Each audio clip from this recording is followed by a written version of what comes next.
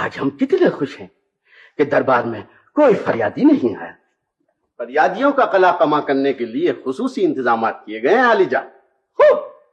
ہر کارے دور دور گشت کر رہے ہیں تاکہ جو فریادی نظر آئے ہر کارے اسے داب کر وہیں بیٹھ جائیں. بہت خوب. مگر مقدموں کا تو انصاف یقیناً فرمائیں گے علی جان. یہ ہمارے دربار میں انصاف کہاں لے آتے ہو تم؟ بلا وجہ دربار کا وقت ضائع ہوتا ہے اور مجھے قصیدہ سنانے کا موقع ہی نہیں ملتا انصاف کی وجہ سے. انصاف ضروری نہیں ہے علی جان، لیکن دوسرے ملکوں میں اگر ہوتا ہے تو ہمارے ہاں ہو جانے میں کوئی مذائقہ نہیں. اس سے بیرونی ملکوں میں آپ کی بہت مشہوری ہوگی علی جان.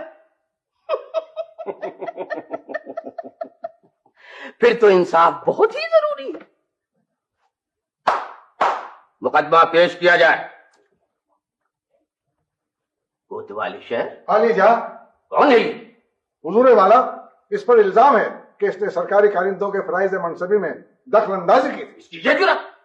کیا کیا تھا اس نے؟ کچھ نہیں کیا تھا حضور والا. شہر کے باہر میری ایک چھوٹی سی سرائے ہے، وہاں 8 سرکاری ہرکارے گشت کر رہے تھے. کھانے کے وقت آ گئے، کھاتے گئے، کچھ نہ چھوڑا، آخر پیٹ بھر گیا. وزیر منتظم، سنا تم نے؟ عوام بلا وجہ الزام لگاتے ہیں کہ سرکاری کارندوں کا پیٹ بھرنے میں ہی نہیں آتا.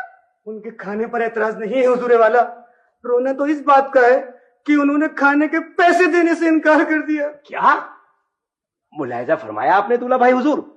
اس نے سرکاری کارندوں سے کھانے کے پیسے طلب کیے. توبہ توبہ توبہ، ایسا تو کبھی سنا بھی نہیں تھا.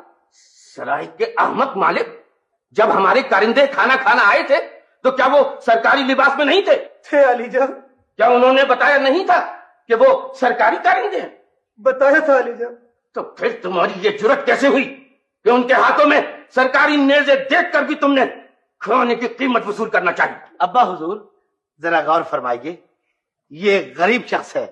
سرکاری کارندے جب کھائے مفت کا مال تو رعایا کا کیا ہوگا حال؟ خاموش!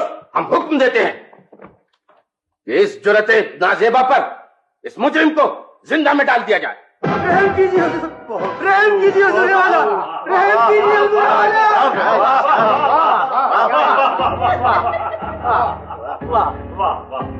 آپ نے سرکاری اہلکاروں کی عزت و توقیر بحال کر دی اعلیٰ حضور. بہت خوب، کیا انصاف کیا ہے علی جان آپ نے.